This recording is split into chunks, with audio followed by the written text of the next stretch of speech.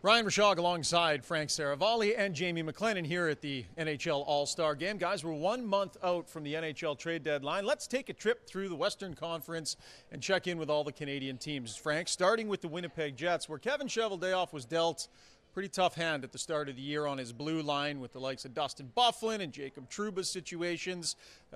What do you see him doing heading into the deadline as a result of all that? Man, everyone has their eyes on what happens with Dustin Byfuglien. They've had to basically keep that room on their salary cap space to allow for his potential comeback. But it seems like as we drift into February here that it's slimmer and slimmer chance for Dustin Byfuglien to return. My understanding is that he's still not skating yet.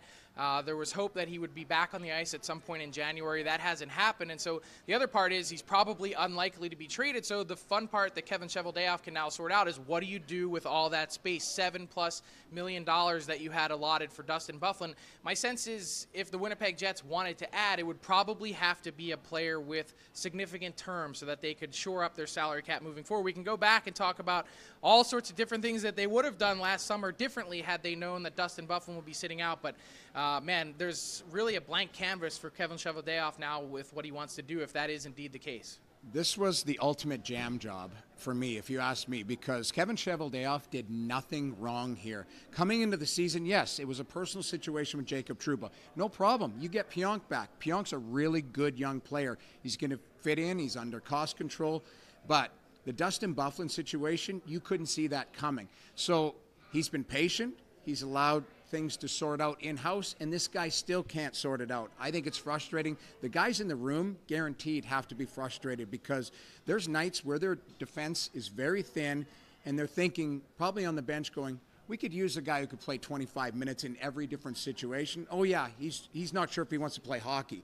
So that, to me, is something that has creeped into the dressing room. It's creeped into the psyche of the group, whether you want it or not.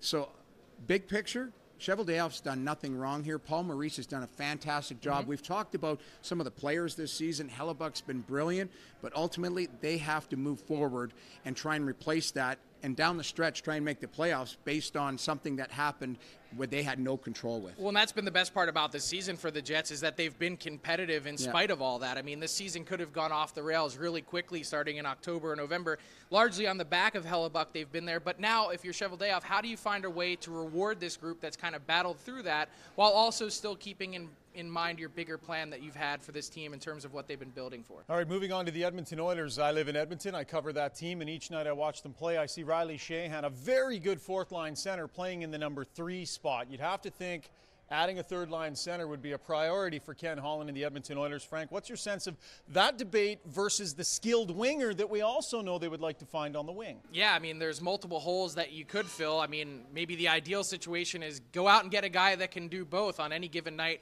based on how Dave Tippett wants to formulate his lineup. So the one guy that I think the Edmonton Oilers might have their eye on is Jean-Gabriel Pageau in Ottawa. I think he'd be a perfect fit.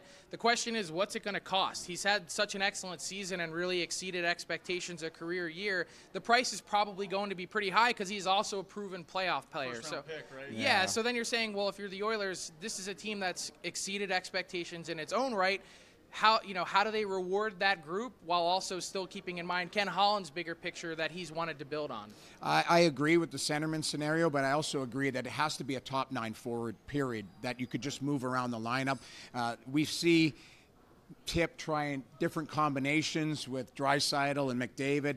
There's nights where they go, those 3, including RNH, right down the middle and let them drive their own line. So to me, it has to be at least a winger that can play in your top 6, a guy like Chris Kreider. Again, what is the asking price? Are they willing to pay it? But that is somebody I think you would covet because he's big, he's strong, he can skate, he can handle the physical rigors, especially of the West, and how gritty it can get night in and night out. So guaranteed they've circled somebody like that. But again, I think Holland is a patient guy.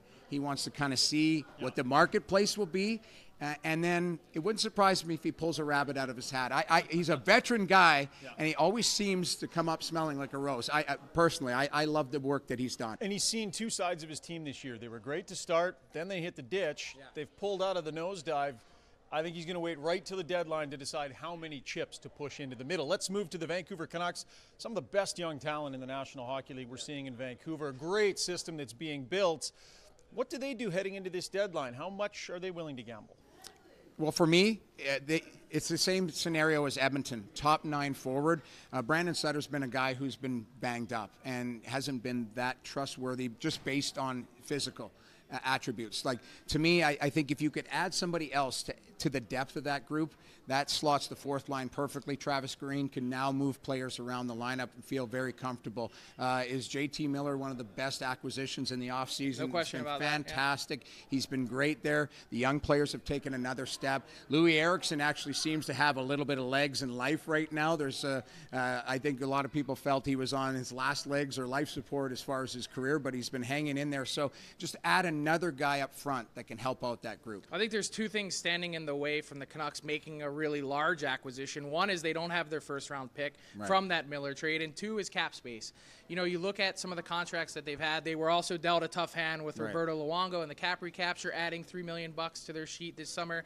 So moving forward, that's going to be a big thing. Can they find a way to potentially offload the Louis Eriksson contract? The Anaheim Ducks have made it known, Bob Murray, that he's willing to be that team that takes on bad contracts in exchange probably for a high price. I wonder if the Detroit Red Wings and Steve Yzerman, they'd be another team that could potentially be an exit ramp for some of these contracts. So we'll see what happens, but I think that's really one of the top priorities for Vancouver if they want to get serious about making a big move, is trying to find a way to unload one of those deals. All right, let's go to the Calgary Flames, Jamie. And Brad Treliving signaled he wants to make a move. He wants to bring somebody in because he cleared up a huge chunk of cap space. How is he going to use it is the question. If they got more out of some of the players that were already there, a guy like Jankowski who just scored his first goal the other day. I mean, this is a player that has been a really reliable third or fourth line centerman, does good work on the penalty kill. He had 17 goals a couple years ago, so it's just been a really rough season. Sam Bennett is another guy who I always want more from, but the team values a ton because of what he brings. And I know people hate that word intangible,